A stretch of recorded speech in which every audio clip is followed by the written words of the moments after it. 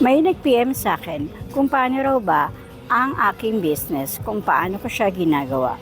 Siyempre una, naging franchise ako dito sa halagang 17,888 pesos at nabigyan ako ng dalawang website, ang food website at ang ating health, beauty, and wellness. At 3 simple steps lang naman ang ginagawa ko dito. You post, ipopost mo lang ang ating mga products sa iyong social media account, sa iyong TikTok account, sa Facebook account, at sa iyong Instagram account.